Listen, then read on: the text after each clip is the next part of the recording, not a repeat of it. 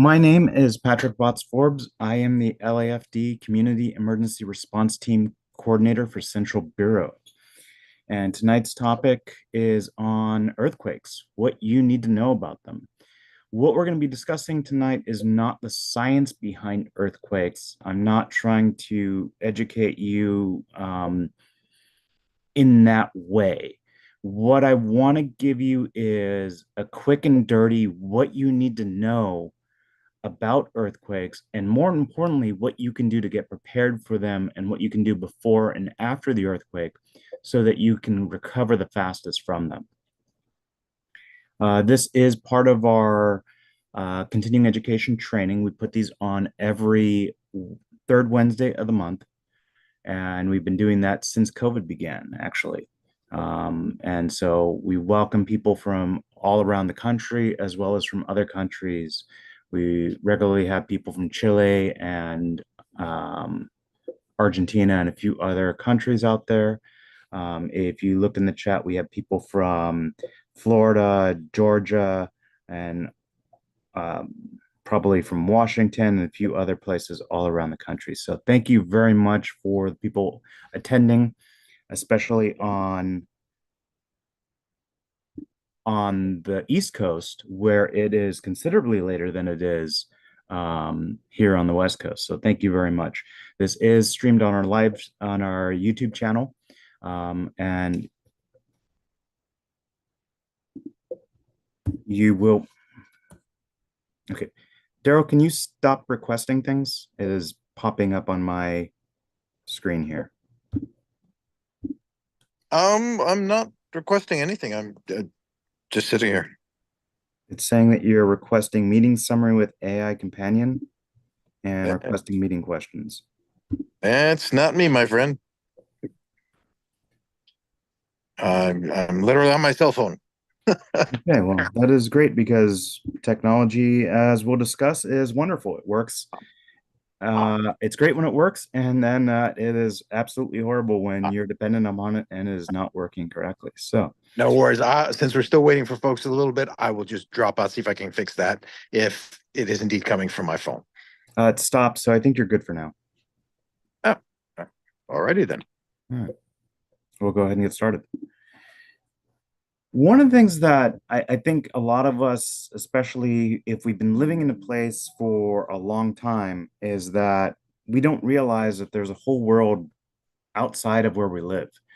And the simple fact is that disasters occur all around the globe daily. You have earthquakes, you have floods, you have tornadoes, you have typhoons, you have droughts, you have volcanoes. Pretty much every kind of disaster is happening somewhere around the globe. Of course, those of us who live in the United States, we kind of really think about the United States, but the other side of the globe, the southern hemisphere, is actually the opposite of us. It's summer here, it's winter in the south. So while we might think, oh, we have a heat wave coming, they're dealing with sub-degree temperatures. So it is a very diverse planet, and if you want to find a disaster somewhere, you can find it for sure. One thing that we have noticed, however, is that natural disasters are actually becoming more frequent and more severe.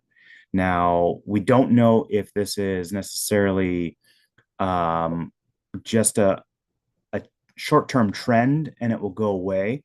The science is pretty clear that global warming, the increase in the temperature of the globe on an ever increasing basis is actually causing more severe weather. And it isn't so much what we call global warming, but climate change in general. Just a few degrees difference in the temperature can cause actually much worse winters, which is interesting. Much worse monsoon seasons, much greater rain.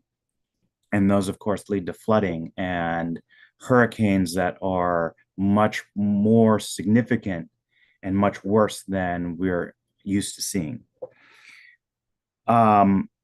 If you live in Los Angeles, however, aside from the fires, we've actually been very lucky. The last regional disaster in the Los Angeles region was the 1938 flood. For those of us who were here for Northridge, we might think of that as a regional disaster, but that was really localized. Northridge really hit the valley, it really hit the the west side of the city. But if you lived on the eastern part of LA City, you lived in southern part of LA City, in San Pedro, or even outside of LA City, Long Beach, Pasadena, Azusa, just on the outskirts, that earthquake was bad, but it wasn't a disaster. Now, we also have a benefit of having a completely professional fire department here. At any given time, there are 1,000 firefighters on duty in the city of Los Angeles, and we have mutual aid. So if our resources get overwhelmed, if our firefighters encounter a greater structure fire, and they need more resources, LA County, neighboring cities, EMS from other places will be coming. And that is great. But when we start talking about what a regional disaster is going to look like, an earthquake that's going to affect everywhere from the Salton Sea up to Bakersfield, the mutual aid is not going to be as readily available. And so we really need to start looking at what we have available to us. And that's what we're going to be talking about in a little bit. We like to say that when a disaster occurs, the first responders aren't going to be there as soon as you want them to be. You might call 911 today and when there's not a disaster and get fire department, EMS, police within a few minutes. During a disaster, when you call 911, 911 might ring busy, or you might not be able to reach 911, or they might be taking your information and doing a callback basis. So, really relying on the professionals to be available as quickly as we want them to during a disaster, such as a major earthquake, is not a reality. Unfortunately, because of where LA is situated, FEMA has actually rated Los Angeles County #1 at risk in the United States for disaster. And not only because we are susceptible to most kinds of disasters, really short of a volcano and a hurricane, um, we are not prepared for them because we don't get them. Again, the last regional disaster was the 1938 flood. And there is an apathy that's been developed here. We had over 200 people sign up. I think it was 270 people sign up on the Zoom for this training. There are 88 people currently on. So even people who are interested, they find a way to talk themselves out of getting trained.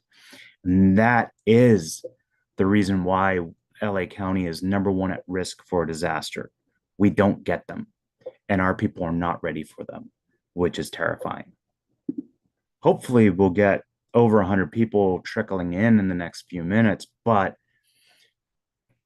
unfortunately, the reality is that people really don't want to think about this.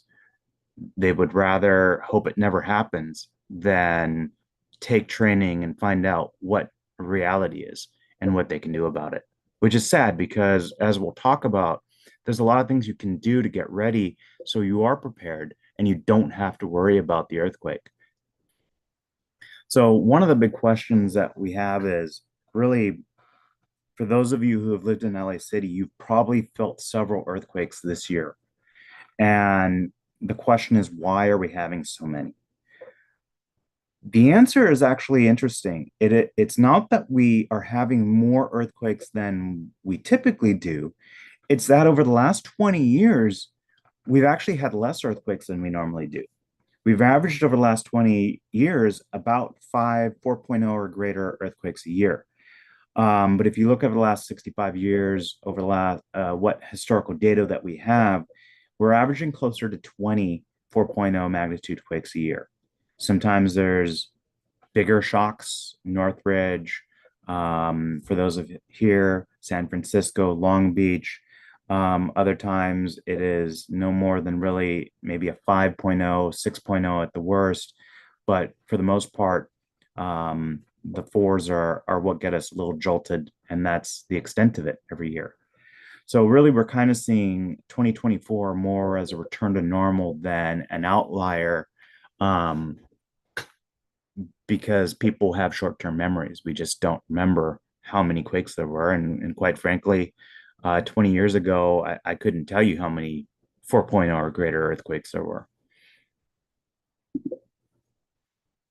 See, the other question that really comes up a lot is, and it's people, I think, being hopeful more than any kind of science behind it. And certainly, there's a lot of people who say things that there is absolutely no science behind. Is they want to believe that every time there's a small jolt, a small shake, it's relieving pressure, and there's simply no scientific proof that that is true. It, science seismologists are really actually split on if more smaller quakes increase the chance of a bigger quake, or if more smaller quakes decrease the chance of a bigger quake. And unfortunately, we just don't have the science behind it. And we don't even have the history behind it. If you look at history, we have maybe 100, 165, maybe 200 years at the most, um, of data. And the Earth is very old. 200 years is nothing in the span of how long the California coast has been here and the tectonic plates. So we are learning, scientists are constantly discovering new things and learning more about the world that we live in, more about the earthquakes and how they happen, where they happen, and even they're discovering new faults all the time. We simply don't know everything that there is to know.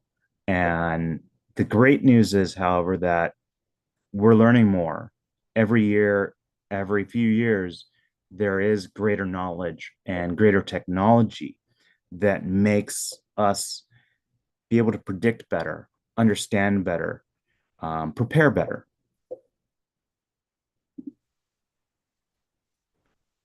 One thing I hear all the time is, oh, it feels like earthquake weather. And I don't know that I'm even getting consistent definitions of what earthquake weather is between the people who say it.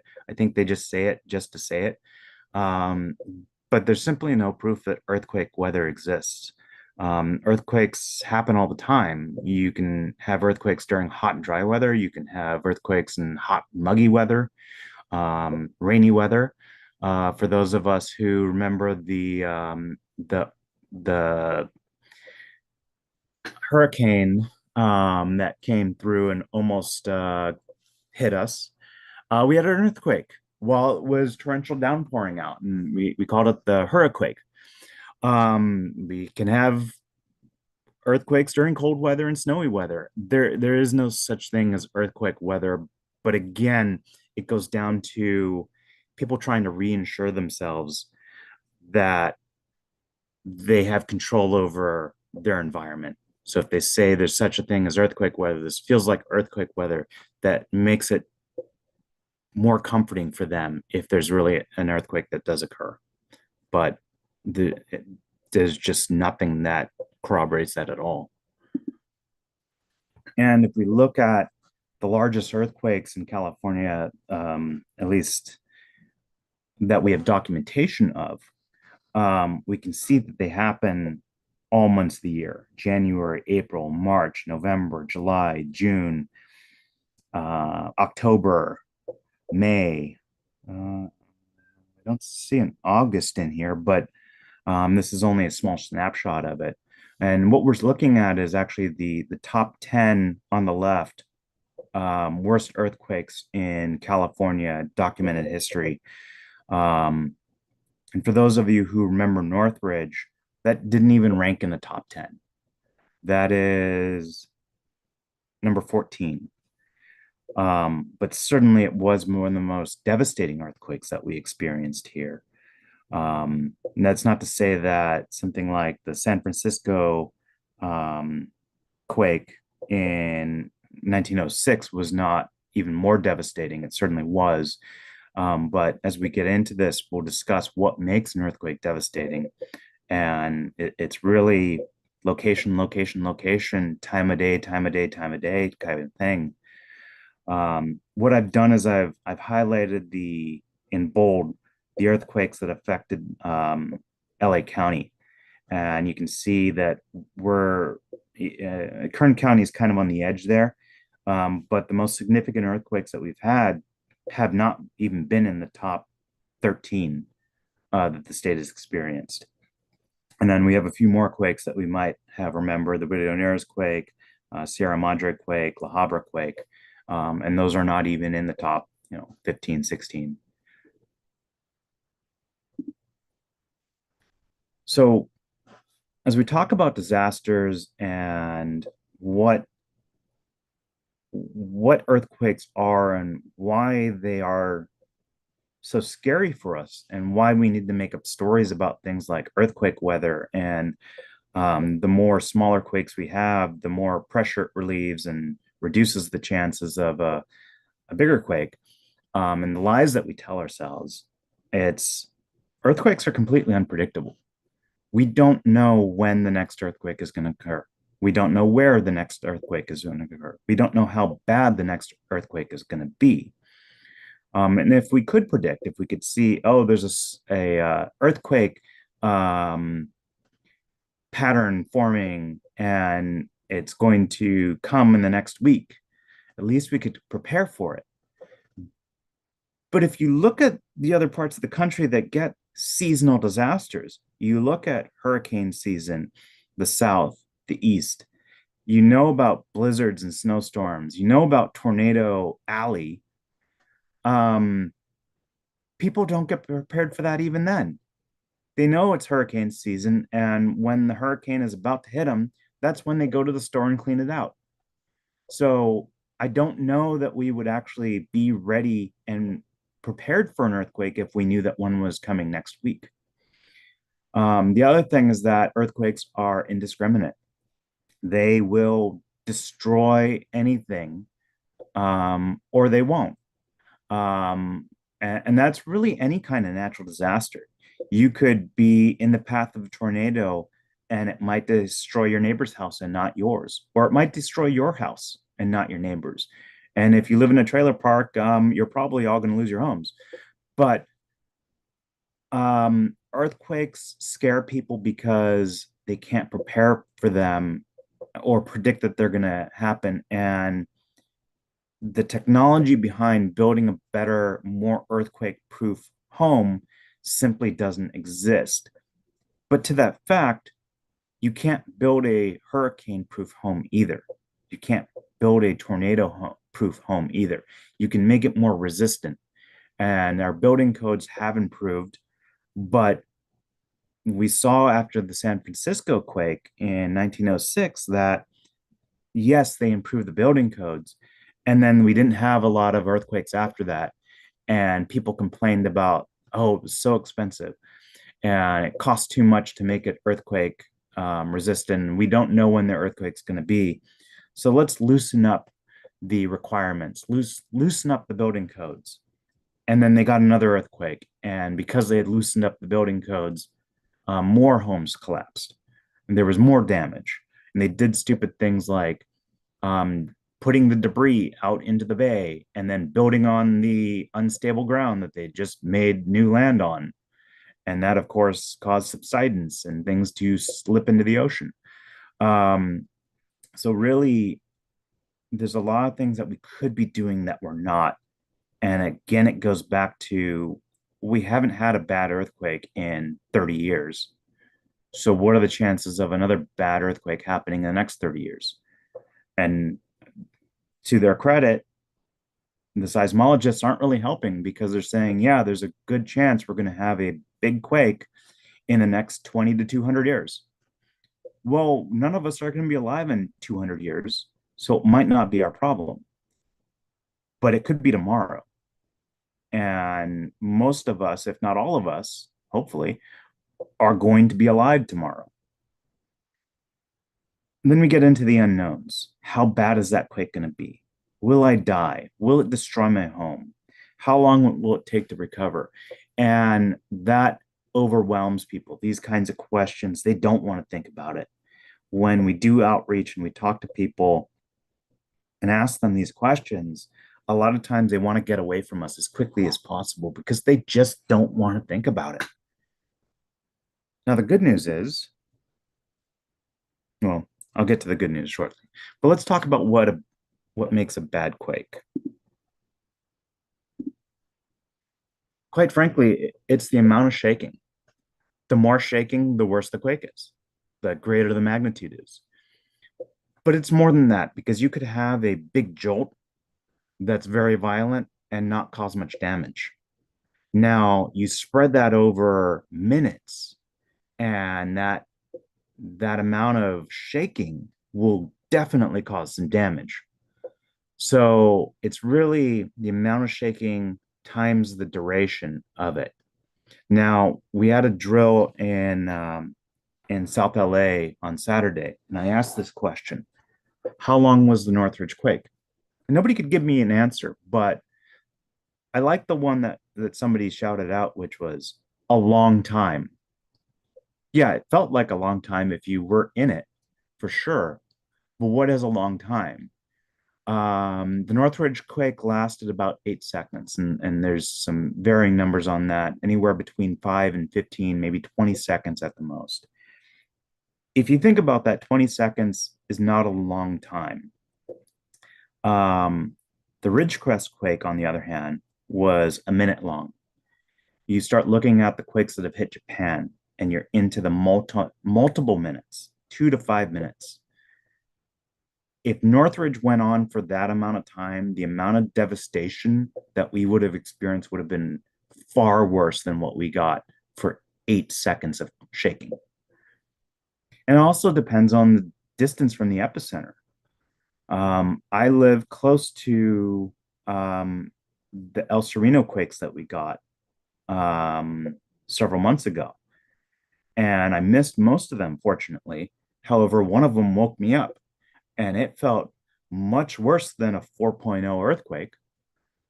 It felt like it could have been the big one because I was practically right on top of it.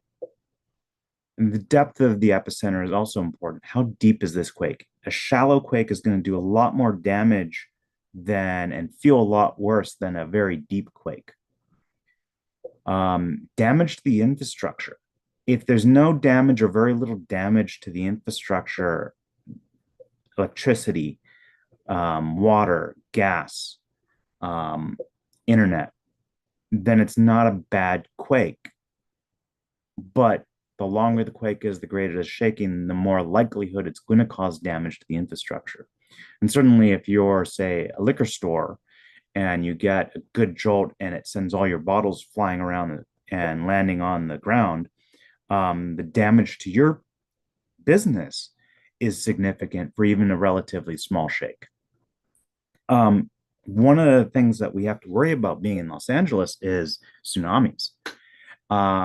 If there's a quake off the coast, or if the quake is bad enough to create a tsunami, the coastal communities could definitely be impacted. And certainly people have died in California from tsunamis. And the other thing to factor in is aftershocks. And we really don't think about 30 years ago, the number of aftershocks that we had from Northridge. I know we had a few, I remember them. But if you heard the news after the Ridgecrest quake, they were measuring thousands of aftershocks, and it was like hourly, multiple aftershocks a day that the people living in Ridgecrest experienced. And it was, if you're in an aftershock, you don't know, is this going to be bigger than the last one? 4th of July, we were going to do we were doing fire patrol, and we were getting briefed by our captain. And that was the 6.0 or 6 point something quake, 6.7, I think it was, that we felt. And of course, LA didn't experience much of that, no damage. But our captain was going, well, you guys, you CERT people were thinking that this is it. This is go time. This is all the training that we have, everything that we've been practicing for, and it's nothing. And I said, and they said, beware of aftershocks. And I said, well, this could be a foreshock. And sure enough, the next day, a bigger quake hit Ridgecrest. Now, fortunately, due to the sparse population out there, it wasn't, it didn't kill anybody in Ridgecrest. In fact, to my knowledge, only one person died in the Ridgecrest quake, and that happened to be someone in Nevada working under a car that fell loose and fell on top of them to that quake. But an aftershock could be a foreshock. Every quake has a chance of being followed by something bigger. And I think that's what makes things even more scary is if we have a 7.0, could there be a 7.5 coming? And certainly that leads into fear and leads into the panic you feel as everything starts to jolt and shake and move again. And if you can imagine this is happening on an hourly basis. It's hard to sleep even, but eventually it will calm down. Hopefully it won't take years. But definitely aftershocks can definitely cause more damage. And that's really actually where the community emergency response team found its story. And we'll talk about that in a little bit. And we're privileged to have the wife of Chief Borden, who is credited as the father of the community emergency response team, on with us tonight. LAFD went down to Mexico after the Mexico quake, and they saw the community coming out, helping each other. Unfortunately, they weren't trained, they weren't prepared, they didn't know how to be safe. And the aftershock the next morning, there were buildings that were damaged, that were in a state of collapse, and they had not finished collapsing yet. And people went into these buildings that were not safe. And the aftershock the next morning caused those buildings to collapse. Unfortunately, a lot of the community rescuers died because of that aftershock. So aftershocks are not a joke. They really can cause more damage than the quake itself, even. You can see examples of highways collapsing, buildings collapsing, things. And this isn't, again, to scare you. It's just examples of what can happen out there. But if we can prep our own homes and take precautions, be aware of things that can happen, or be aware of things that might have happened around you that make it safe not to travel. If this road on the left is your only way in and out, you're kind of trapped there.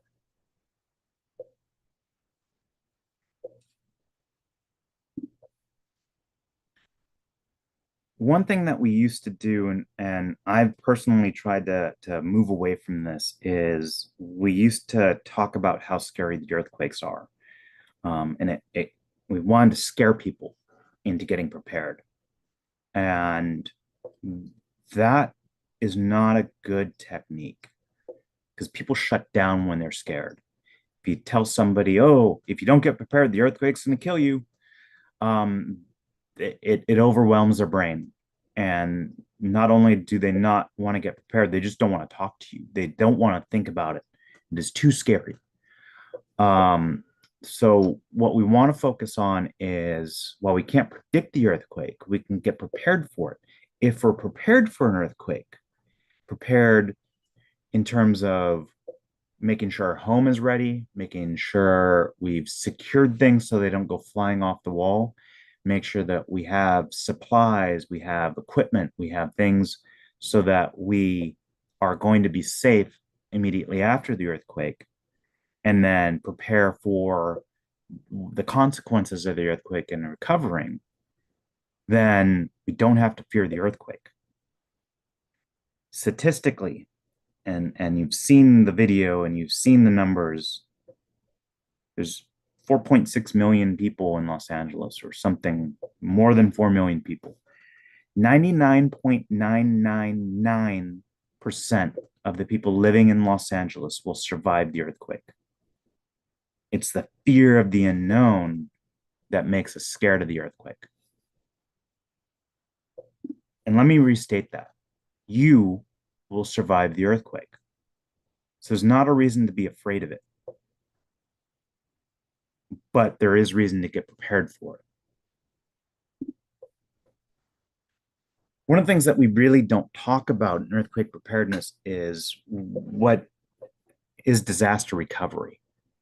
And that is where the challenge is going to be, because again, we're going to survive the earthquake, but we now need to live with the aftermath. The goal of disaster recovery is to return to normal. What we do before, how we get prepared, what we do during. Um, Again, if it's a minute of shaking, that's a long time. How do we keep ourselves safe and uninjured during the shaking? And then what do we do immediately after the earthquake? And how we clean up, be safe, help our neighbors, um, anticipating aftershocks. That is really going to determine how quickly we can recover from any kind of disaster, especially the unexpected kind. Communities that prepare and plan together recover faster than those do not. Unfortunately, we have a lot of history with wildfires, and a lot of these communities don't exist anymore. And there are neighborhoods that will get ravaged by the earthquake, and there will neighborhoods that will be relatively spared from the earthquake. We don't know, but if we work together, we plan with our community, we get to know our neighbors, we can move together through it and recover, return to normal faster than the ones that are not prepared and that are not working together. I really want to emphasize that preparedness empowers you to not be afraid. If you're prepared for something, you're anticipating it, or you know it can exist, and you know what you're going to do about it, then you're not going to be afraid of it. So, what will happen after the earthquake? I'll be frank, I don't know. Nobody can know. We don't know how bad it's going to be. We don't know how violent it's going to be, how long it's going to be, where it's going to be, where the epicenter is going to be. We don't know how deep it's going to be. We know nothing about the big one, except that it'll probably happen, possibly within our lifetime.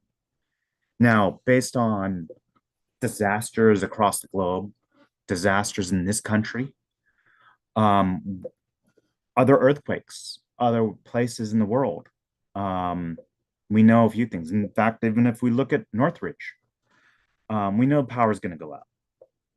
We know natural gas. A lot of us have automatic shutoffs, which is good because a lot of the fires that were started in the Northridge quake, if they just turned off the gas, or if the gas had turned off on its own, those fires probably would not have started.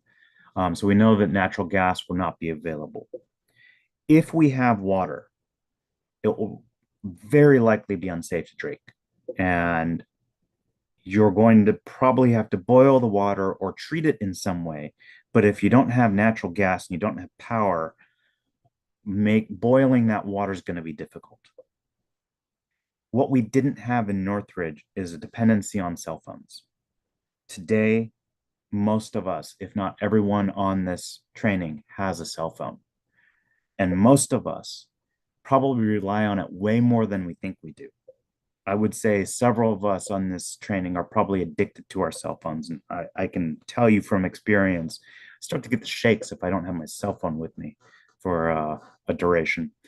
So we don't know what a prolonged cell phone network outage is going to be like. All we know is it's probably going to be pretty bad. ATM machines don't work. If you don't have cash, you won't be able to get cash. And a lot of us don't carry cash. We have credit cards. Well, without power, without internet, stores can't accept credit cards. And so being able to buy stuff is going to be a lot more difficult than it is today after the earthquake. Same thing, we're used to being able to get gas anywhere in the city anytime we want. Um, and a lot of people have a habit of letting that empty light come on before they fill up their gas. Um, One of the things I want to recommend, and this is part of the training, is treat your halfway mark on your gas tank as empty. Starts to get to that, that's when you go fill up. And that way, if you can't get gas now, hopefully you can still get to where you need to go with what you have. Supermarkets are going to be empty. You'll see right after an earthquake a stampede to the supermarket. And you see this even on hurricanes coming in. Um, all the supplies will get bought out, and what isn't bought out will probably be on the floor.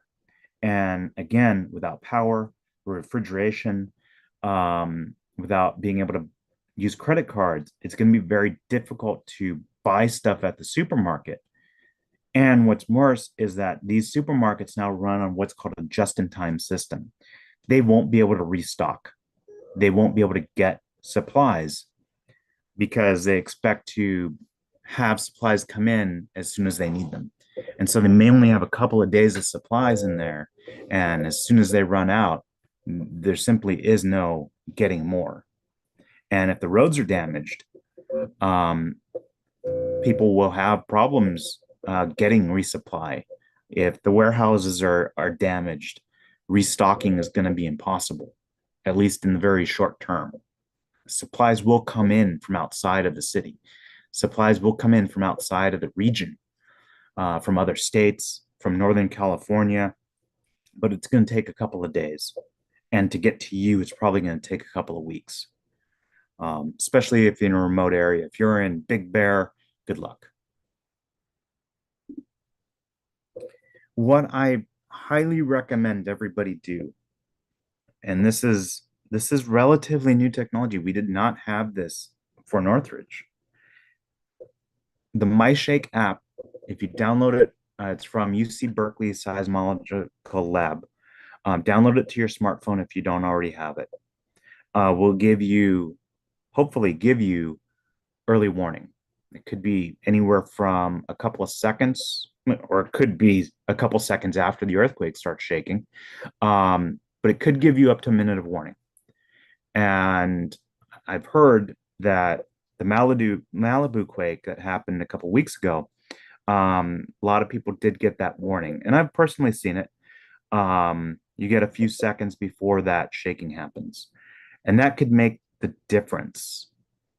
If you know that a quake is coming, you can at least prepare yourself.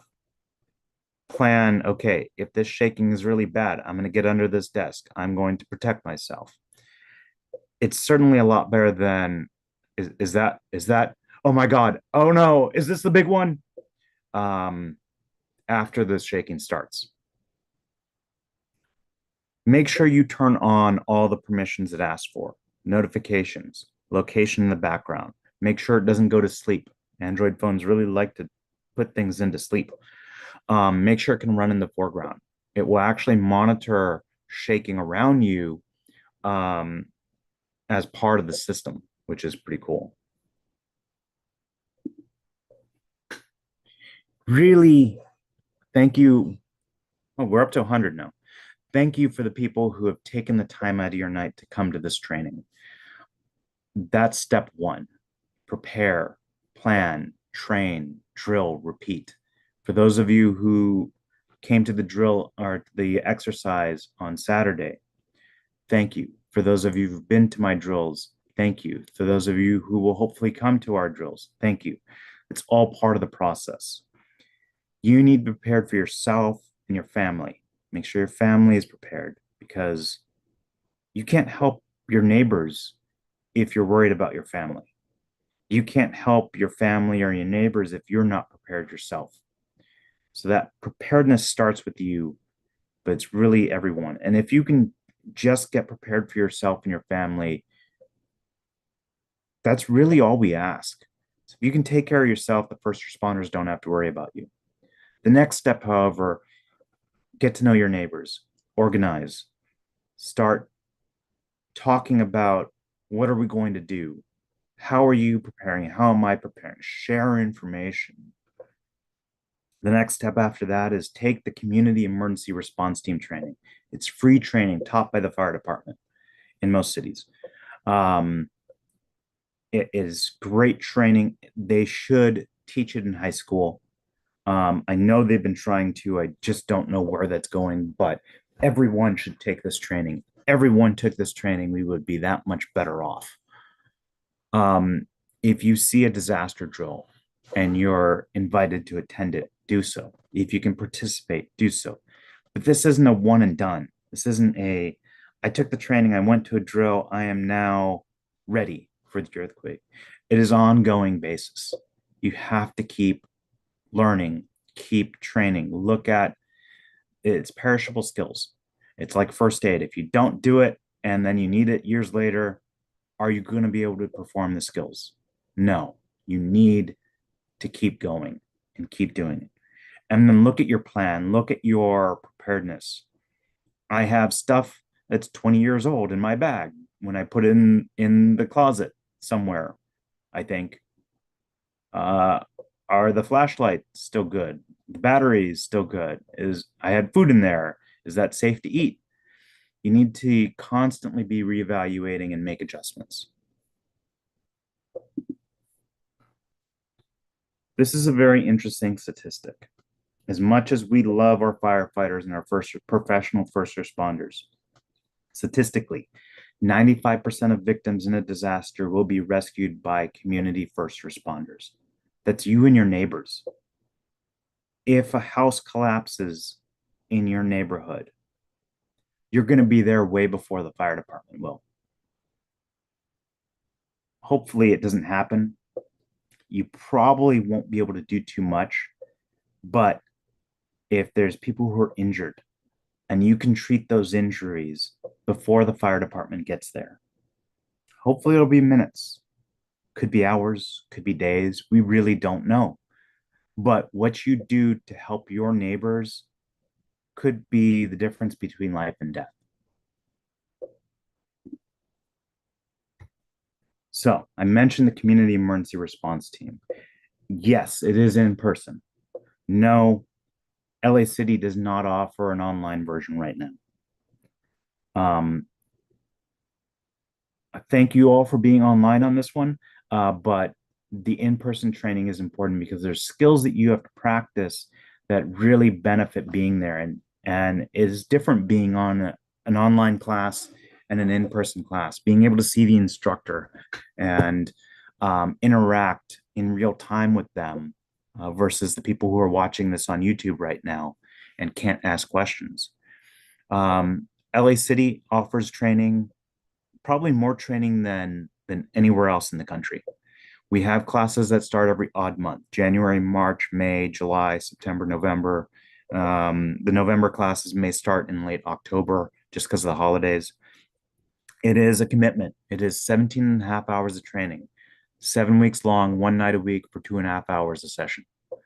But it is completely free, and professional firefighters teach the class. People who this has been their life doing these kinds of rescues and practicing.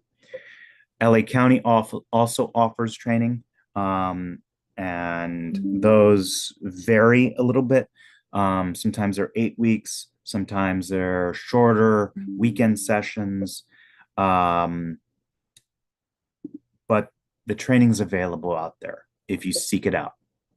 And I highly recommend you do. It is not a waste of time. You will learn a lot, but it's also something, again, it's a perishable skill. It's like getting a fire hose to the face with information. They're going to deluge you with a lot. So one class might not be enough. You're going to forget stuff. So I recommend like first aid classes every 2 years. Take the training again. And that goes for everyone on here that is currently trained. Um, and then go to refreshers, build your skills, practice it. This is a picture that we did. We did a nighttime drill in Mount Washington, and we had the fire department come and relieve the team that was there. It was a great experience. We're hoping to redo some of these trainings and rebuild what we had pre-COVID. I want to emphasize, take care of yourself and your family first. I mentioned it earlier. If you're worried about your family, you're not going to be able to help your neighbors out. This is the reason why on an airplane they say, in the event of cabin decompression, put your mask on first and then help your family. If you don't take care of yourself and something happens to you, you can't help your family. In terms of planning for an emergency or disaster, um, talk to your family, make a plan. You don't know where you're going to be or where they're going to be in the case of an earthquake. You might be at home, you might be in bed, you might be at work, you might be at school, they might be at school, they might be at a friend's house, you might be out of town. Um, in the case you need to evacuate your home, know where you're going to go, somewhere nearby, that tree on the corner, this park. But have a second location because there's been times where an entire area gets evacuated or is blocked off. People can't reach it.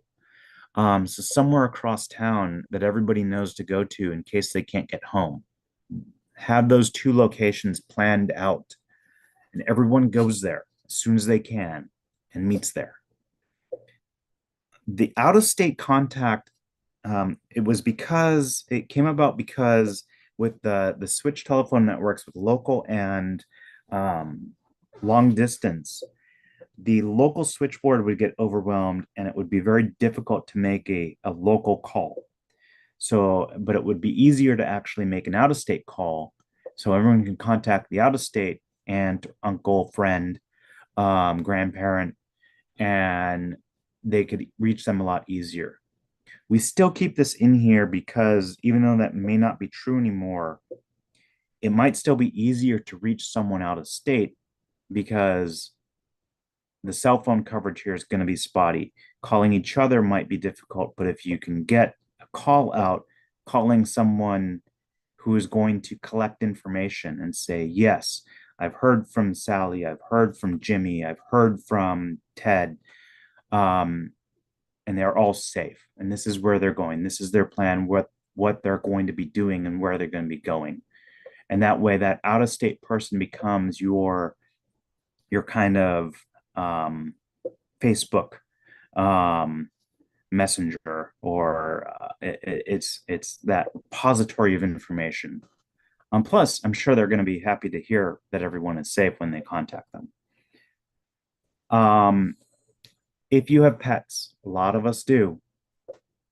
The worst fear you might have is that there's a fire in your neighborhood and you're not home, but your pets are. So, put up a sign that says, in case of fire, this is how many pets I have. Please rescue them. Keep a card on you. Because what if you get in a car accident and you're unconscious and you live at home alone with a cat and a dog and a bird? Um, you want first responders to go help them before the cat eats the bird and the dog um, destroys the rest of your house because you're not home. Um, and finally, practice exit drills in the home. At 3:30 in the morning when the earthquake happens and the power goes out and there's utter chaos going on. If it is not safe to be in your home, how do you get out? Are there two exits from every room? Is somebody going to go out a window if there's a fire outside their bedroom? These are things to practice and make sure that everybody knows how to get out in case of the worst case scenario. And make sure it's viable. Don't just say, oh, yeah, you're going to go out the window from the second floor, but there's no ladder and you're going to hope you don't break your legs as you fall out the window. Make sure that you can open the window. Make sure you can fit through the window. Make sure that you actually practice these, but make sure that if you have young kids at home, that they know that they only practice this with you there. And if there's actually a real emergency.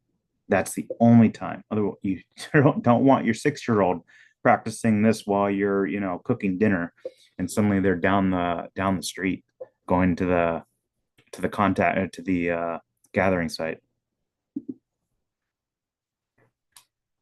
This is a lot to ask. It used to be 3 days, but the reality is we're likely going to be without food and water for upwards of 3 weeks, if not a month. And that's a scary thought. But for those of you who live in apartments, it should be absolutely terrifying because how are you going to store 3 weeks of food and water? I honestly don't have a good answer for you, but it is something you should be thinking about. The rule of thumb is 1 gallon of water per person and pet per day. Remember, Fido and Princess, um, they're part of our family too. They're people too. But that's a lot of water. If you have a family of 5 with 2 pets, 7 gallons of water per day for 3 weeks. That's a lot of water. Make sure you have food that you don't need to heat. Again, gas, power are going to be out. You can't boil water. You can't heat the food. You can't cook it. It's going to be a problem. Canned food does not need to be heated. It is cooked, and generally has a fairly good shelf life, but you want to make sure that you're cycling it and make sure that you're not forgetting about it for 20 years. Make sure you have a non-electric can opener that can open the cans. Some of them do have the pop tops, but some of them you're going to need a good old fashioned can opener to get into it. Um, Freeze dried food is a good option, but understand that you need to add boiling water to heat it. And if you can't boil water, it's very much of a problem, though I hear some people eat ramen straight out of the pack. So to each their own. Meals ready to eat, they come in a couple varieties. Some of them have heater packs, the military ones. Some of the civilian ones do not have the heater packs. If you get these meals ready to eat, make sure that you have a way to heat them. They're going to be so much better to eat hot than cold. And the heater packs are pretty cool. You only need a few drops of water, and it starts getting very hot very quickly. Um, Matches, because maybe you do have natural gas still, but you don't have your electric starter. So being able to start that, or you have a barbecue, and the matches are always a good idea to have just in case. Wide mouth water bottles are important because you want to be able to clean the water bottles, but some of the metal ones you can actually boil water in. So you want to be able to have access to that water, and the small mouth ones you can't get too much in too quickly either. Again, if you have a propane grill, make sure you have extra propane. I know some of us will burn our propane down to the end and then go stock up when we need it. But if you have an extra bottle at all times that's full, then at least you have propane when you need it. Camping stoves are also good. Make sure you have fuel for that. And then a lot of people are on medications that they can't go without, insulin, other things like that, heart medication. Um, Talk to your insurance company about having an extra month worth. A lot of times that will be allowed. You can also sometimes restock or refill your prescription a little bit early. So you can hold a few pills every month until you build up an extra month supply. But again, you're not going to be able to get to the pharmacy when you want to. And they might not have the medication on hand if their supply chain has been cut off. And certainly, how are you going to pay for it and check your insurance? So having that available, and if you do have insulin that needs to be refrigerated or any other kind of medication that needs to be refrigerated, having a cooler with ice or frozen packs in there might make a difference between life and death. There are going to be several kits that you want to build, and we'll talk about them in priority. If the earthquake happens at 3:30 in the morning and you're in bed, you don't have shoes on, and things are going to fly off your walls. And if you're running to go Check on your kids who are screaming. You're not going to care that you're stepping on glass as you're running down the hall barefoot. Um, Sturdy shoe, closed-toed shoes should be the most important thing that you have. All of you who like your sandals, cool. The sandals are not the thing to wear during a disaster. Um, whenever I see, I'll be frank, whenever I see a guy out there wearing sandals, I'm thinking to myself, if there's an earthquake right now, I'm gonna have to rescue this guy. The only time I wear sandals or flip-flops is when I'm at the pool or at the beach. I always wear closed-toed shoes. Because if there's something unexpected and I need to do something, I don't want to worry about my flip-flop catching on something and tripping me up.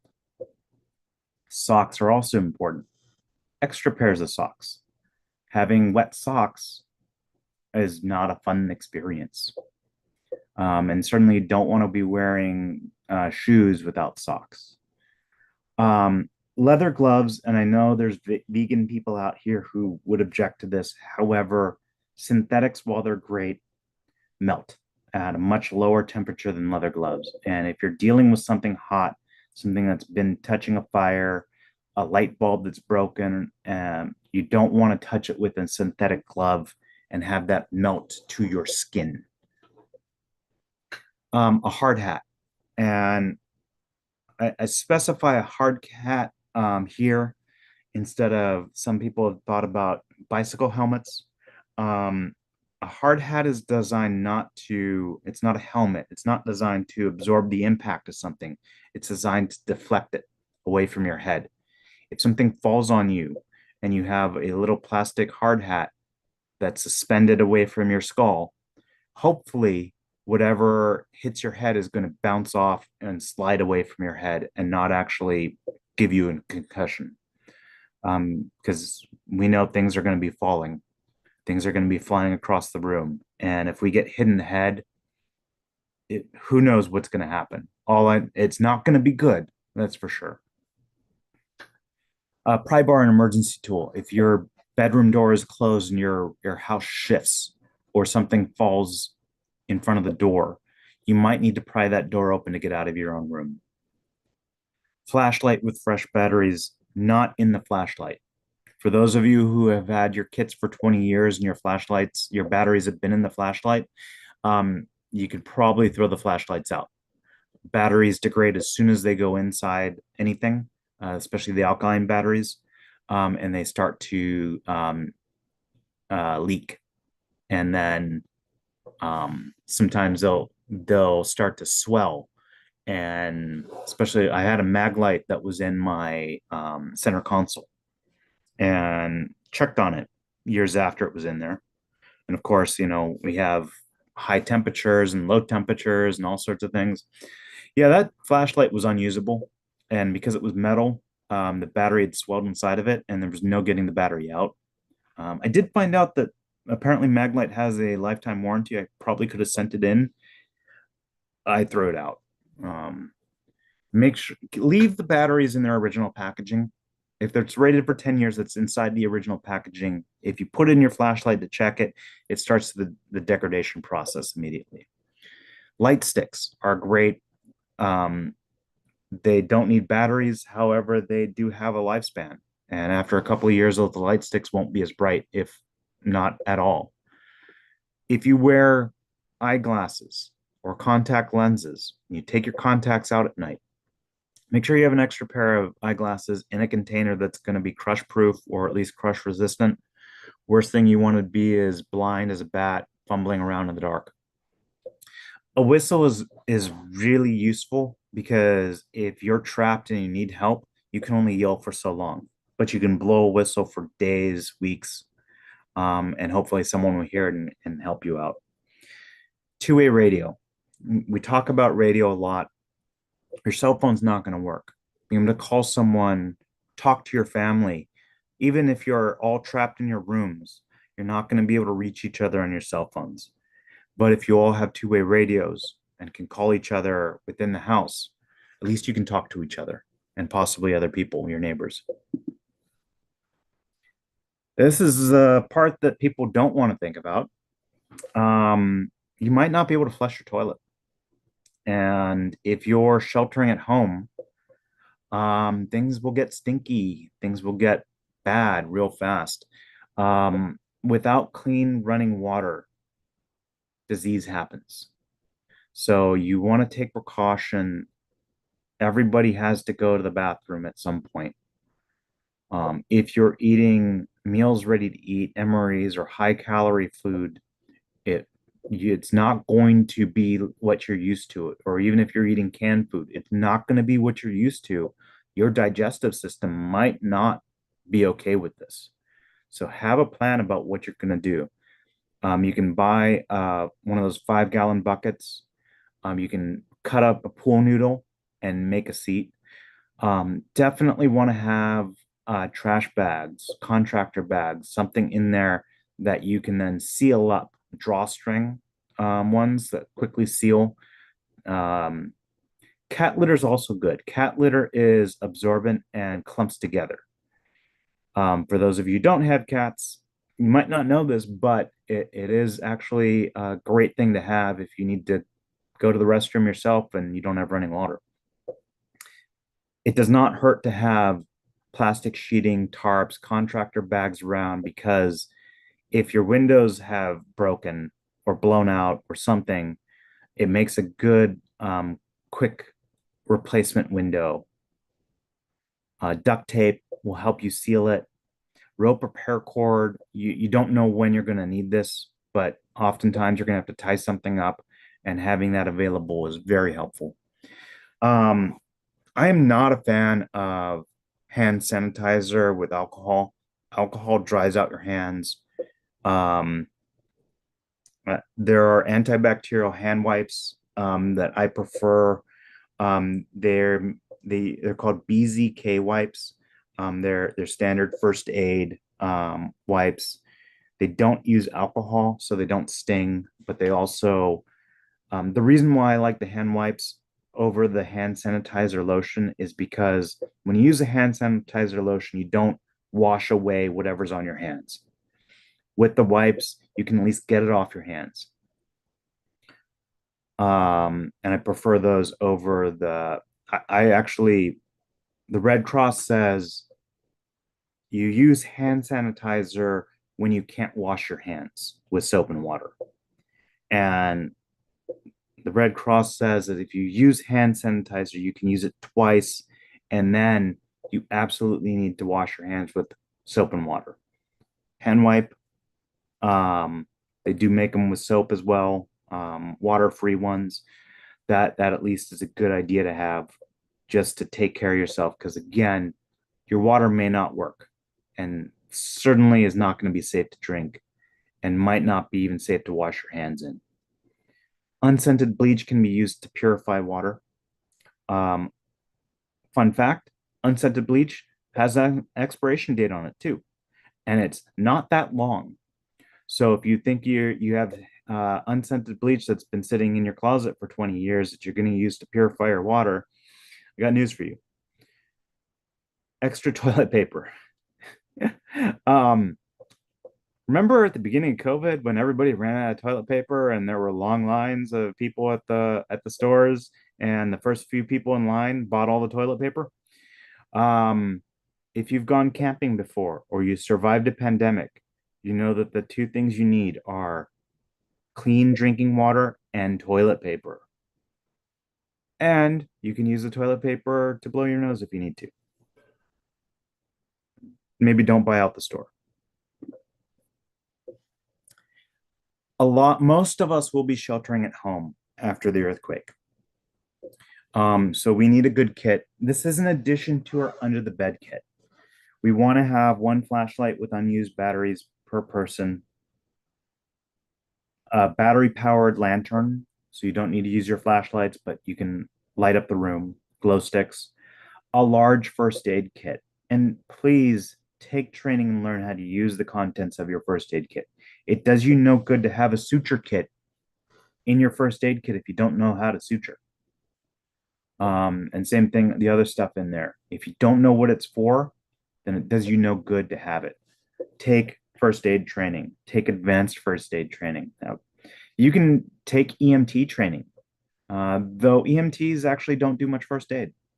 Um, Emergency medical responder classes, if you can take those are really the best classes you can take because you learn a lot of first aid in that. Have fire extinguishers. A small fire will become a big fire if you can't put it out. And make sure you have more than one fire extinguisher because there is a small chance your fire extinguisher is not going to work when you need it to. Make sure your fire extinguisher is somewhere where you can get to it. A lot of times people put it all the way inside the room. Well, if there's a fire between you and the fire extinguisher, that fire extinguisher is not something you're going to be able to get to. So, generally speaking, at the entrance to the room is probably one of the best places you can have it. If you walk to the room, you smell smoke, you look inside, oh my God, there's a fire. Hey, there's a fire extinguisher right here where you're standing. That's the best place for it, right there where you're standing. Um, the recommendation is to shake up the fire extinguisher a couple times a year, generally speaking. And I heard it both ways, but it's powder, and the powder can cake together. And when you need to use it, it may not actually be powder; it may be a solid brick. So lift up your fire extinguisher, turn it upside down, shake it around. If you have a rubber mallet, uh, pound it a couple times on the bottom. It's not going to hurt your fire extinguisher, but it's going to make sure that it remains powder when you need it. And just do it when you check your batteries in your fire alarms or every at daylight saving time when you change your clocks. Two-way radios, we already talked about this. Two-way radios per person in the family. You can communicate if you're inside, they're outside, they're down the street. When your cell phones don't work, and most of us don't know how to communicate without cell phones nowadays. Those family radio service radios, you can buy these at Best Buy, at Costco, at Target, at Walmart, at Amazon. They're license free. You just buy the radios, and they usually come in pairs.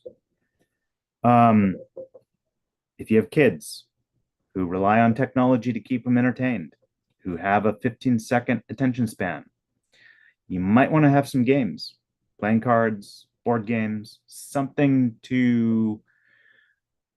This is probably going to be the first time they've experienced a major earthquake. And if the power's out and everyone is panicking and you're trying to show brave face for your kids who are trying not to scream in terror about the first time they experienced an earthquake, getting their mind off of it is going to be paramount to your sanity, let alone theirs. I didn't need the second entry here about the radio. Okay. You may need to evacuate your home. Hopefully you don't, because all your stuff is there. But if you do, and you need to get out, and you need to get out fast, a backpack with some extra clothes, an extra pair of closed-toed shoes, comfortable walking shoes, a small first aid kit, sleeping bag, or mylar blankets. Camping gear is great. If you have camping gear near your exit and you can grab it and go, MREs, food that you're ready to eat out of the pack, um, water bottle, hydration pack. It may not be safe to fill the water out of your faucet or out of someone's hose. You may need to purify it or filter it before you do that. But water is going to be important because if you have to walk somewhere, especially if it's 115 degrees out when we have the earthquake and you live in the valley or Palm Springs or some place that you can't survive without air conditioner, you're going to need that water. Battery bank for phone and other electronics. You may not be able to get cell signal right now, but you you may still need that phone for GPS and having maps downloaded, being able to use that to navigate. And when you do get somewhere where there's finally cell signal, having a working phone is going to be important. So make sure you can keep it charged. Keep copies of your important documents, insurance, medical records, mortgage, registration, things that you prove you own stuff, pictures of your valuables. If you need to make an insurance claim after the fact and you can't prove that you have this stuff, it's going to be very difficult. Keep a copy in a USB drive that is secure because some of these documents are someone who wants to commit identity thefts a wet dream. Keep it online as well in case you need to access it and you can't. You don't. Your USB drive got crushed or something. Um, Emergency money. You're not going to be able to get to the ATM, but make sure they're in small bills. If you need to buy a bottle of water from the kid down the street who raided the Costco and you hand him a 20 for a $5 bottle of water, I can guarantee they can't break that 20. So you now have to choose, do I really want that $20 bottle of water or am I going to walk away from this? Ones, fives, tens, no more than 20s, certainly not 50s, $100. If you flash that kind of money around, you might also get robbed. Again, two-way radio. Communication is going to be critical here. Someone mentioned in the comments about swimming pools. Do not drink swimming pool water. There's chemicals in there that will make you sick. The worst thing that you can do during a disaster is be sick, having to go to the restroom, having it come out of both ends. Do not drink chemicals. There are filters that claim they can filter out the water from a swimming pool, make it safe to drink. That is not the time to experiment and find out if that really is the case, or worse, it is not the case and your body does not handle that well. Get home kit. Most of us spend a third of our, actually, I think it's what, a third of our lives in the home, a third of our lives at work, a third of our lives in bed, something like that. There's a very good chance you're not going to be at home when the earthquake happens. So you want to get home kit or you want a kit at work or both. Have a get home kit in the car, have a work kit at work. Doesn't hurt to have extra if you can afford to. Do not go broke buying a bunch of stuff. Don't put yourself in financial ruin just to have supplies that you may not need in 20 to 200 years. Again, backpack. Backpack makes it very easy to take this stuff with you. Hydration pouch. A lot of the backpacks, tactical packs, hiking packs have spots for a hydration pouch. Water filter. You can add on the water filter to the hose, or you can put the water filter inside when you fill it.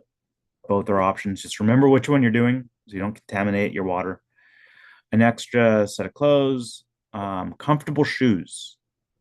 For the women out there who wear high heels to work, strongly recommend you have a pair of comfortable walking shoes in your vehicle, possibly even at your desk, because you might not be able to get to your vehicle. It's happened a lot. Change out of your high heels. Even men with your dress shoes, have a pair of comfortable shoes that you can walk miles in. You'll thank me later if you ever have to do that. A cotton towel or blanket, Mylar blankets in the car. If you have to sleep in your car, if you have to camp on the side of the road, it's going to be nice to have something to wrap yourself in or clean yourself off with. In LA City, we have variable temperature from anywhere from, 30 degrees up to 115, 120, 25 degrees. Food does not like hot temperatures. Meals ready to eat are best stored at 70 degrees. Most food will not be able to survive well in 100+ degree temperatures. That's what Coast Guard rations are for. These are designed for lifeboats that experience these kinds of temperature shifts. out in the sun. These are safe to keep in your car. Um, there's some places that will even let you try them out. Um, these are very caloric dense, meaning that one small wafer is probably like 2 to 5,000 calories. So you don't need a lot of this to have enough calories to keep you going, which is a good thing. But also, don't eat the entire wafer if it's 5,000 calories. Um, Water as well. The Mylar packs of water, I want to call them envelopes, but they're just Mylar packs. They also make bricks. They make canned water. They make um, cardboard bottles of water. Watch out for the life and the expiration dates on them. It's not the water that expires, it's the packaging. If the water's only good for 5 years and it's been 20, I don't know that I would want to drink it because the packaging breaks down. And again, chemicals, I don't want to find out that my body does not agree with that 20-year-old water with all the chemicals in it during a disaster. Small first aid kit. Every pack has a first aid kit.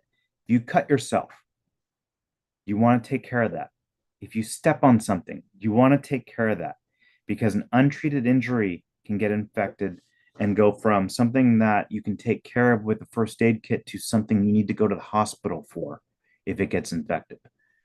Not just for you, but for your loved ones, for your neighbors. This is how we can help each other out, taking care of small medical problems before they can become medical emergencies. Tools. Multi-tool is great. But if you need to do something, and this is even day to day, you never know when you need a set of tools. Again, battery bank to charge your phone. Even in our day-to-day lives, how many times have we walked out and our phone's at 30% and we're going to be away from our car for a few hours and we know our cell phone's going to be dead by that time. Having that battery bank, being able to take it and charge it while we're out, you'll thank me later. Emergency money again, small bills, because you might need to buy something. And again, a two-way radio. I I probably carry less than I used to, but in general, unless I'm someplace where I can't, I generally have a flashlight on me. That I can pretty much take everywhere. A pocket knife. It is very difficult to improvise a knife. And it's not a weapon, it is a tool. But if I need to cut something, I need to cut some rope, I need to whittle a stick or something, I need to cut open a package. I always have a blade on me unless I'm somewhere where I can't. Multi-tool. This I usually carry in a bag that I have with me. Not so much on me, but for those who are more tactical with your tactical pants, you have a lot of pockets. Having multi-tool is great.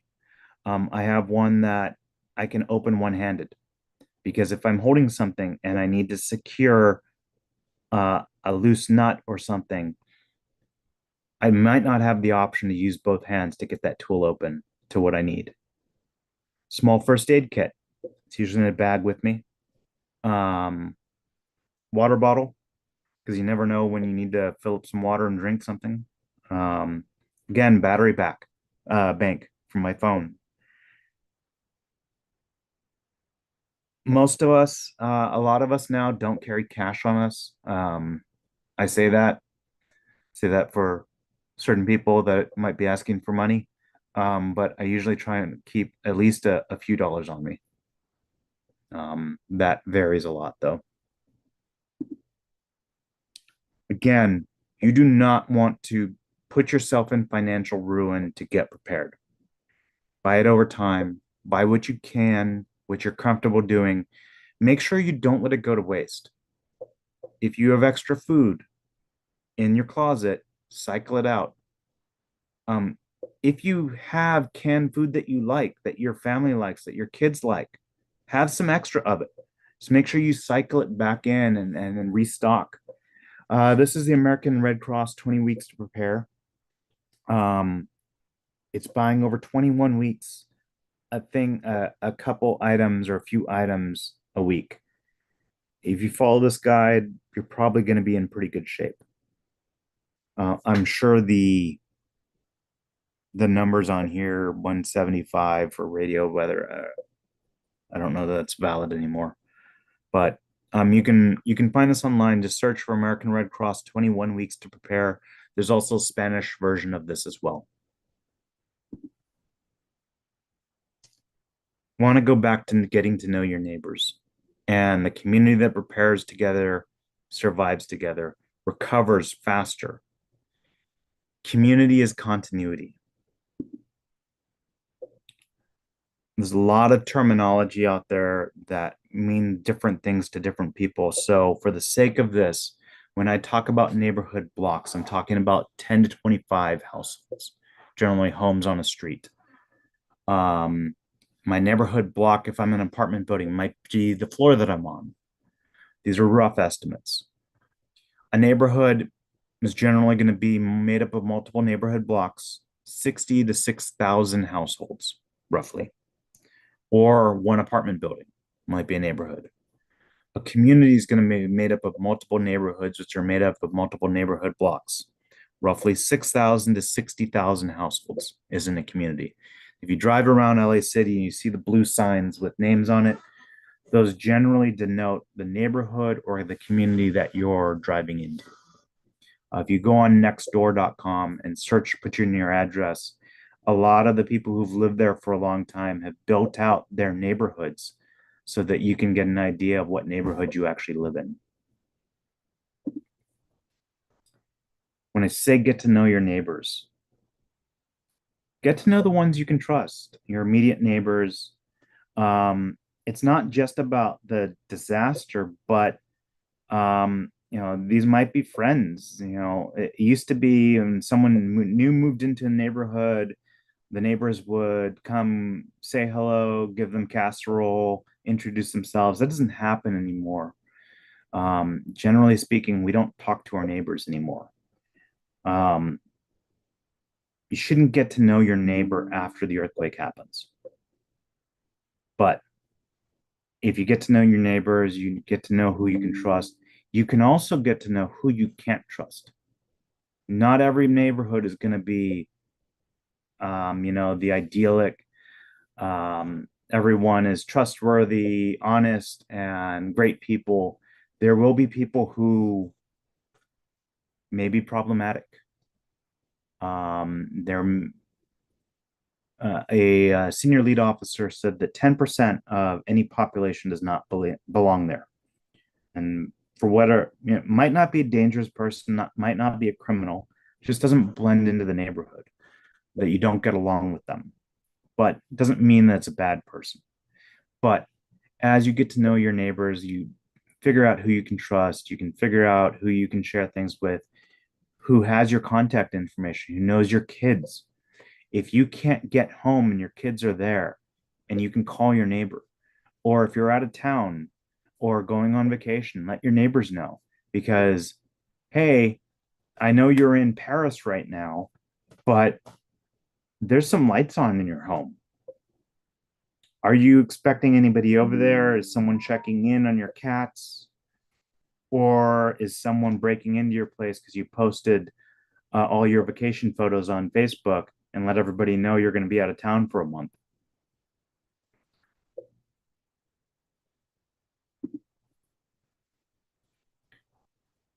No household can be prepared enough for every need. You can't anticipate it. It's simply not practical. As well as you prepare for, as well as you plan, you're going to miss something. It's simply statistics. So in the event of a disaster, if everyone is prepared and everyone knows that everyone is prepared, you can share. You have a lot of beans, but you don't have a lot of rice. Your neighbor has a lot of rice, but not a lot of beans. You've been eating beans for a week. They've been eating rice for a week. Maybe you can trade. You have chicken, they have beef. and someone else has pork. Um, Also realize that not everybody may have a barbecue, but your gas is out, your power's out, your water doesn't, it's not safe to drink your water. Somebody has a barbecue, they can cook multiple meals instead of just cooking for one person or one family. Generator, probably don't want to be running it all the time, but you can charge multiple phones, multiple batteries while the generator is running. And if you have a freezer full of freeze dried cans, um, oftentimes hold between 7 and 20 servings. As soon as you open it, it's going to start to degrade. So one can, especially if it's maybe two of you, you might want to share some of that with your neighbors and get some more stuff so that you don't let that food go to waste.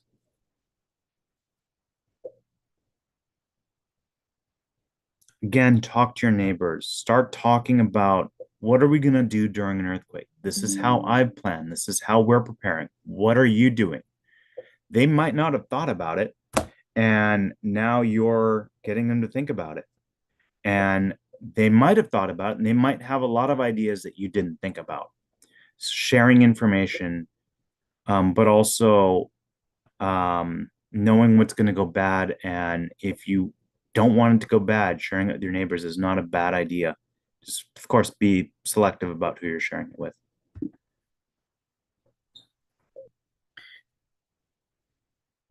I work in IT. I do a lot of other things. I am not the handiest person in terms of construction capabilities, and I'm a little scared of electricity. But I'm also an EMT. Um, I might be able to help people. I might have neighbors who are electricians, carpenters, plumbers. I might need a plumber. I noticed that my neighbor's hose is pouring out water. I wish I was a plumber. I would go fix that for them. If that doesn't get taken care of, that might actually become my problem. So you see how getting to know your neighbors and making sure you have the ability to fix problems or know someone who does can actually be useful. Who has a generator? Here's an important one. Who's on oxygen? Who sleeps with a CPAP machine? Who has insulin dependent? Who has latchkey kids? Who's in a wheelchair? If when the earthquake happens and you know your neighbor has latchkey kids and they work late, do they want you to go check on their kids? They have an elderly parent with them who's in a wheelchair. Would they want you to go check on their neighbor? Would you want your neighbors to go check on your elderly parent or your latchkey kids? And again, this goes back to even before the disaster, watching out for each other. Hey, I have a package coming. Can you go make sure it's not sitting out on the front where the porch pirates are going to get it? Hey, I'm out of town for a week. Can you go feed my cats or not my dog? That kind of stuff builds better community.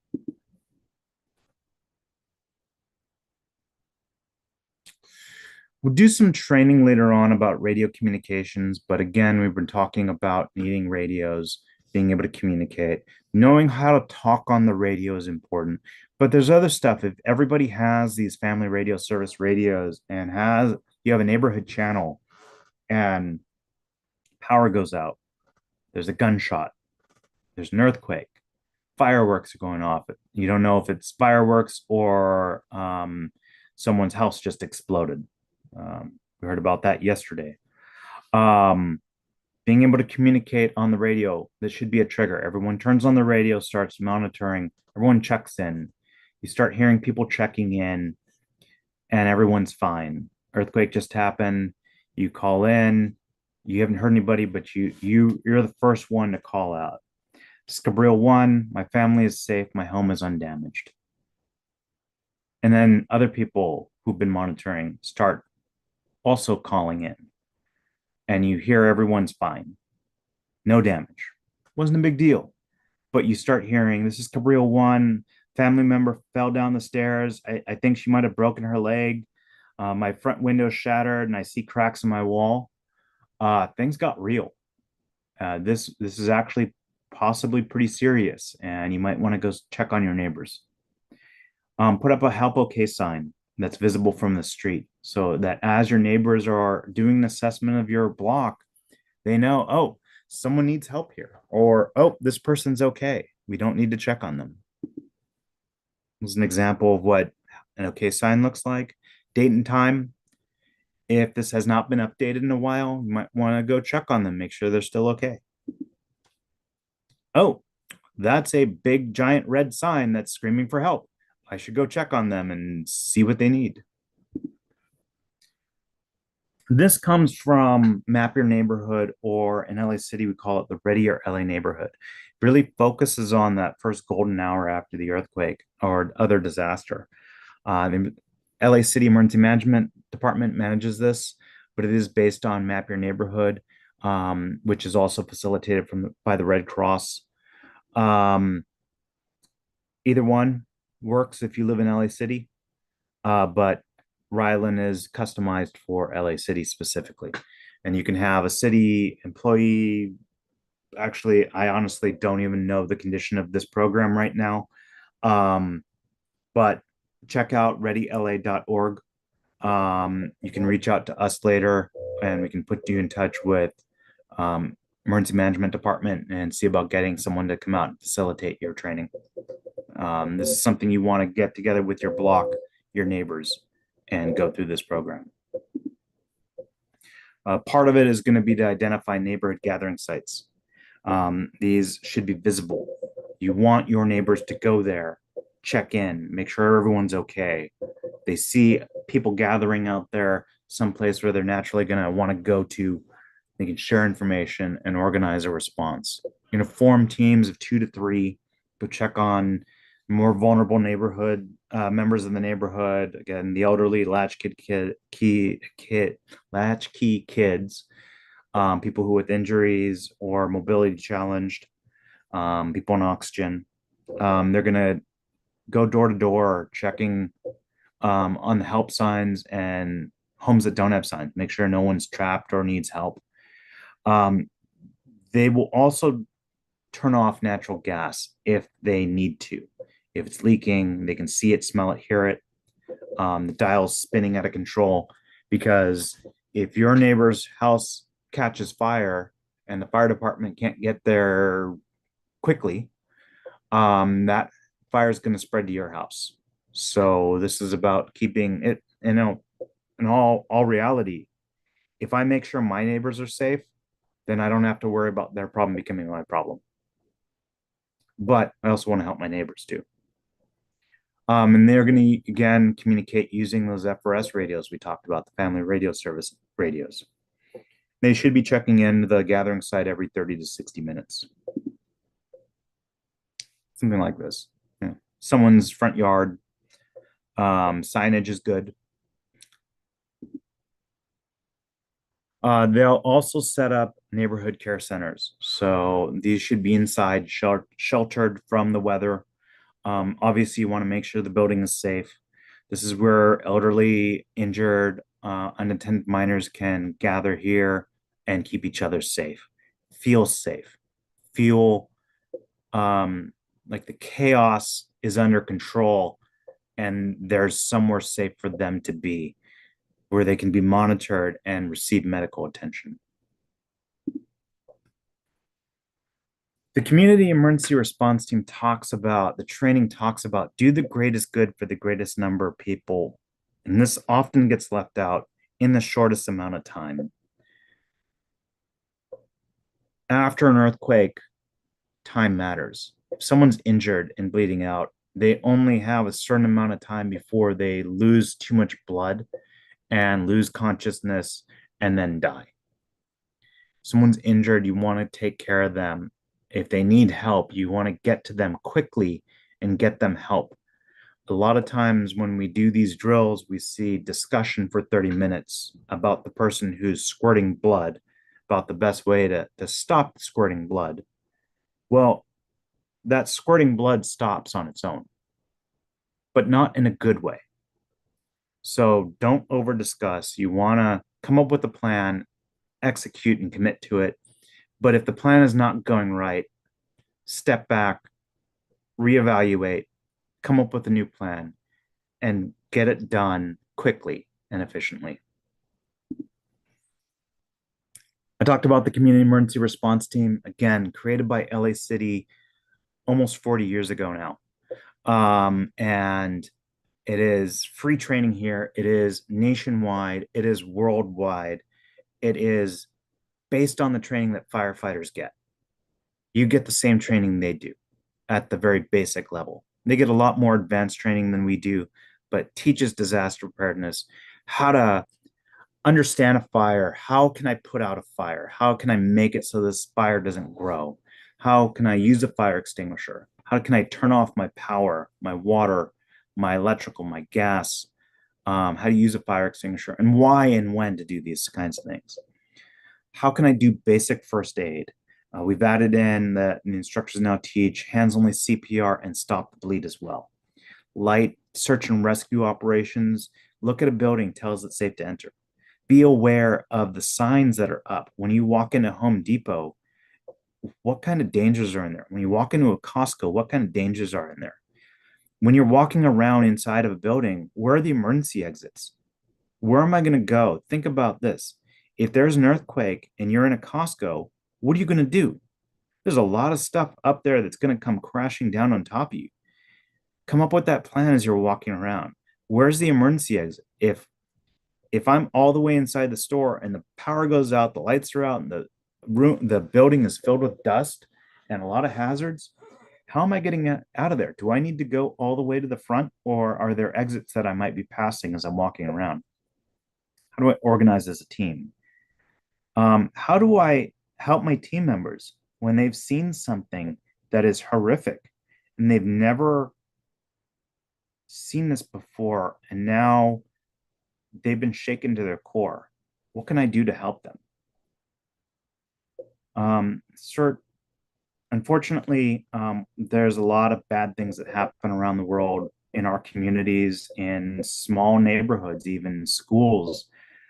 What do we do when we're faced with that kind of stuff? How do we, if we're in the situation or we're nearby the situation, what do we deal with? It's all stuff they teach in this class. And they teach take care of your family first and then help your neighbors. We don't bring a victim to an incident. We don't want to become a victim by doing something unsafe. It's a basic level of training to avoid making the situation worse. Think about it. Think about hazards.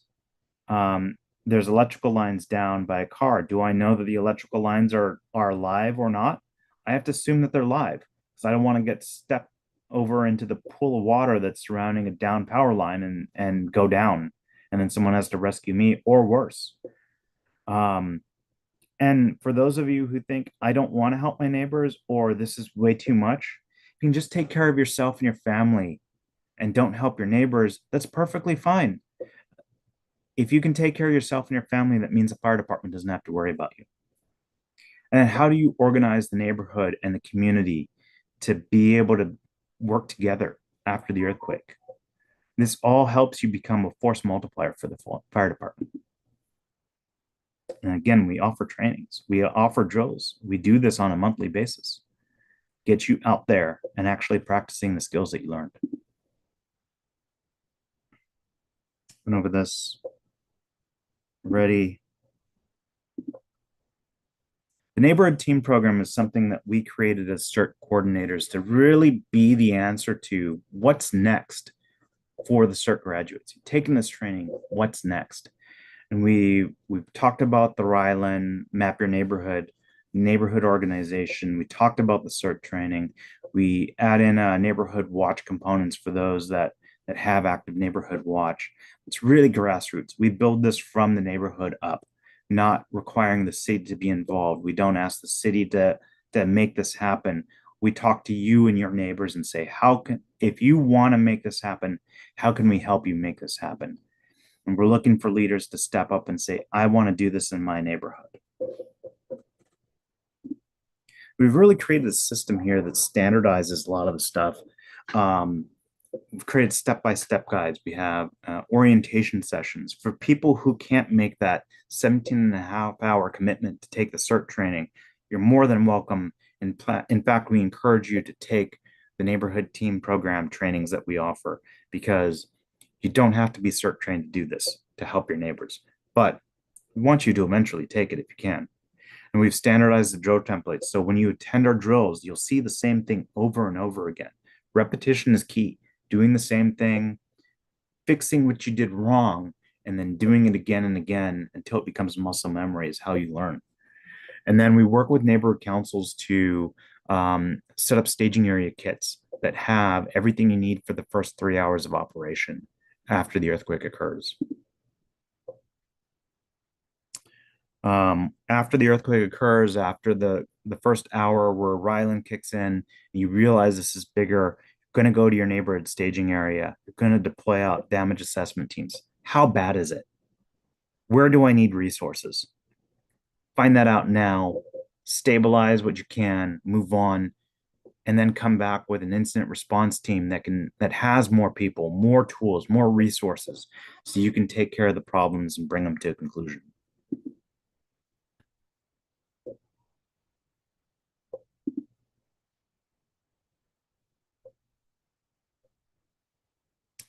We talk about the components of the neighborhood team program and other trainings and really emphasize it. Our next, and I'll talk about our next training, but we do have one we're looking in November to do like a tabletop staging area operations, how you can operate and what you do, and how the staging area tracks what's going on and really does resource management.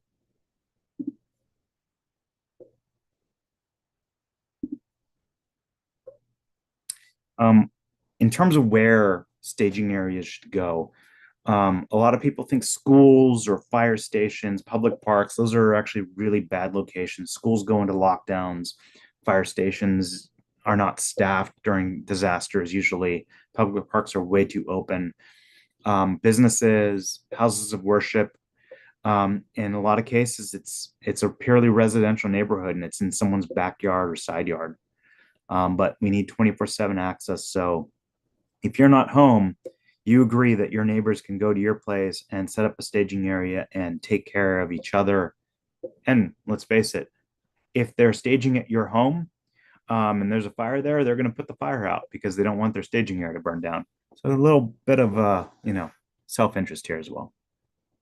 Everything they need for the first 3 hours of operation: dry erase board, maps, clipboards, pens, forms, radios, medical resupply. So when they burn through their own supplies, they can restock from there and keep helping their neighbors.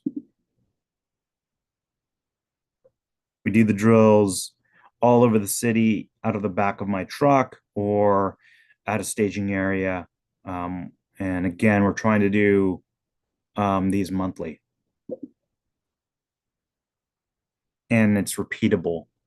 It's based on the same template. So every single time you get, but you get a new experience. You see things that you haven't done. There's opportunities to do the different roles so that you keep learning because you want to be versatile. You want to be able to do whatever's needed of you. If you're great with radio, cool. But what if they need a scribe? What if they need a team leader? They don't need another radio operator. Can you step into the role that you're needed for? We do stick to odd number teams for a specific reason.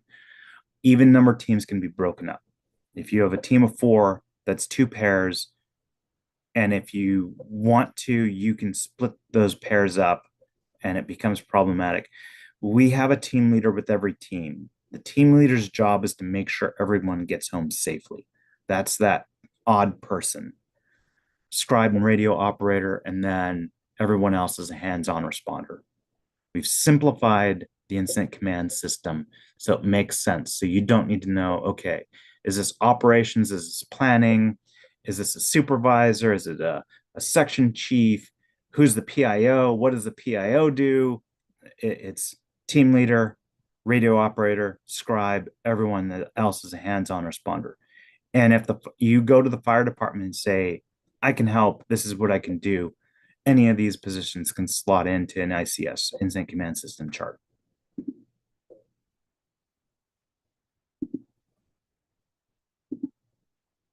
So, next steps for you. Make a plan with your family. Make a plan with your neighborhood. Get a kit, first aid kit, get a go kit, get a under the bed kit, make a kit. Practice. Exit drills in the home. Practice with your family. If you don't get my emails, sign up join.ntp-la.org. Put out monthly emails twice a month, one at the beginning of the month, one more towards the middle as a reminder of everything that's going on. And then start your neighborhood team. Reach out to us. We're more than happy to help you. If you haven't yet, take the CERT training. And then reach out to the emergency management department and set up a Ryland workshop for your block. And come to our drills. Our next one is going to be in the Sherman Oaks neighborhood. This is going to be their first one. That is not correct. It is not a damage assessment indoor drill. It is outdoors. It is going to be Saturday, October 26th, 9:30 to 12:30 p.m. The drill itself runs from 10 to 12. There's a half-hour debrief at the end. We do tell people to get there before 9:30 so they can sign in. And people complain about us starting late, and that's because people come at like 10 o'clock and they can't find parking, and then they're there late. The gathering site is gonna be at the corner of Ventura Canyon and Albers Street, in the Sherman Oaks neighborhood. And if you go to training.ntp-la.org, that's where all of our stuff is published, and you can see what trainings are coming up and scheduled. If you want to watch our past trainings, you can go to our YouTube channel.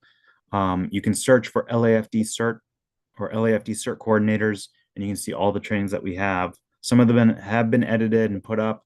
Others are just under the live, and you can watch them live and fast forward through the boring parts. If you have any questions, you can reach out to us at info@ntp-la.org. I'm going to put my email address in the chat.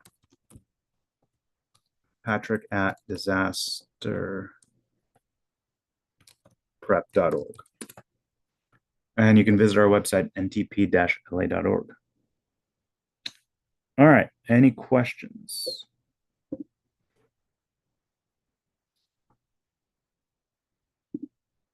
Great job. Thank you very much.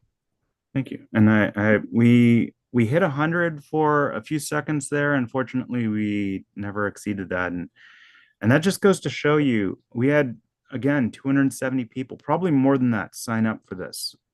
And less than 100 of you came and stayed.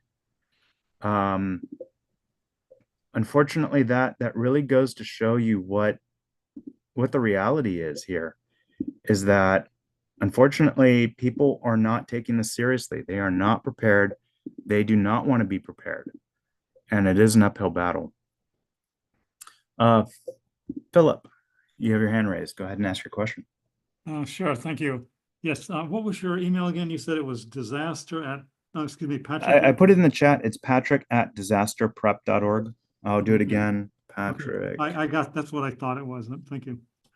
Also, for the neighborhood team, there's the 6 classes that we're supposed to take, and we're trying to figure out how to get access to those classes. Email me. At this Help you. email.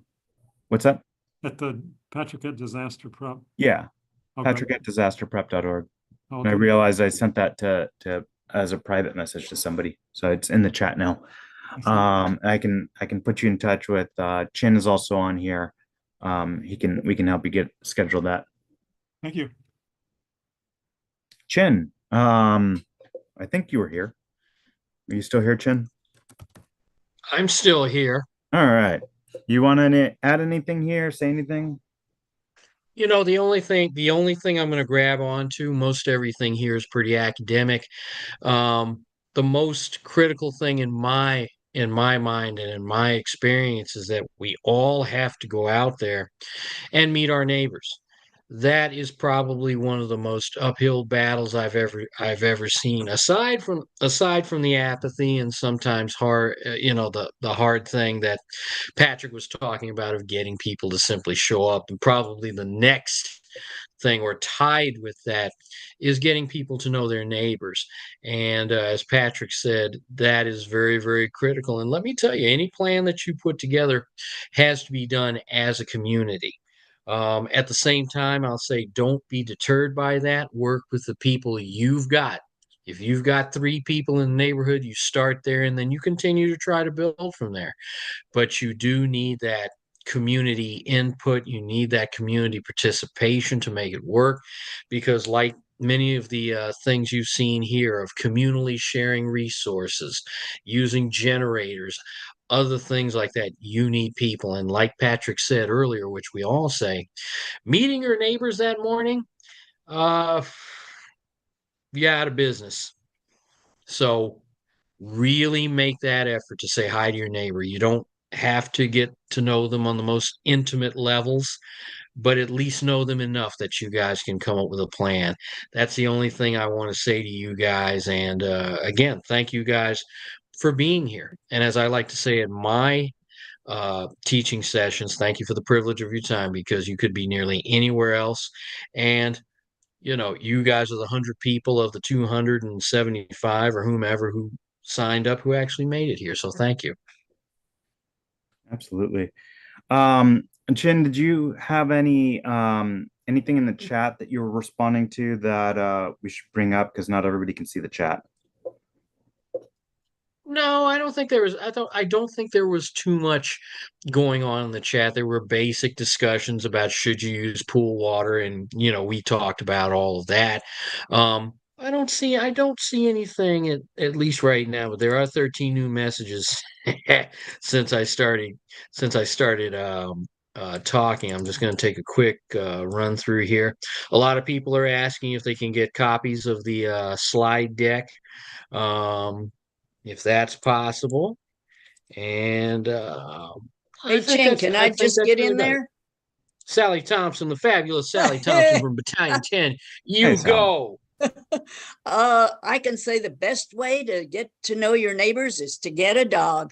The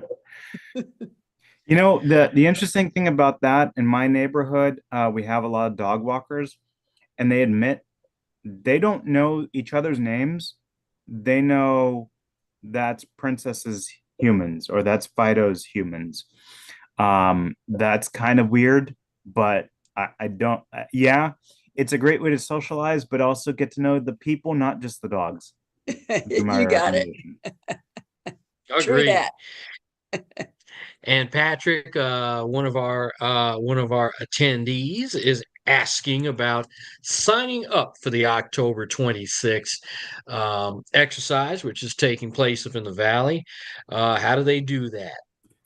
I'll put the link here, training.ntp-la.org. That'll have the links to the Eventbrite, and you can click on that and go there. Thankfully, Eventbrite had done something horrible where they made it events with free signups, limited to 25 tickets. They have since revoked that, and now as of this month, our Eventbrites are back to normal, and so you can sign up. But if you bookmark training.ntp-la.org, all of our Eventbrites publish to that. So you can check that. You can also check the CERT calendar if you go to cert-la.com. That will also we publish our stuff there, as well as other coordinators from around LA City will publish their events and trainings there. And Eventbrite was having some business problems, so keep an eye on whether they stay in business or not. Well, hopefully now that they're allowing free events again, I really hope they stay, because Yes, Yeah. but they did fire a lot of people. well, hopefully. Okay. And it what? is- And one thing I'm going to jump in and say, Maureen asked, are these exercises always in the valley? No, they're not. They take place throughout the city. We've had them in San Pedro, West Adams, and you're kind of close to the west side. So we recently did one in Delray, which is relatively close to you. So I recommend staying on, of course, the mailing list, which is always sent out letting you know where the exercises are coming from, and keep an eye on that because we do have them close to the west side, and hopefully at some point we will have them directly in that Westwood area, which is Battalion 9. So come on up, help us out, and we can bring those trainings right to you. Back to you, Patrick. Thanks, Chin. It is almost 9 o'clock, and I do like to end these on time. So do we have any last minute questions? Anything else? Then thank you so much for coming. Let your neighbors know what they missed.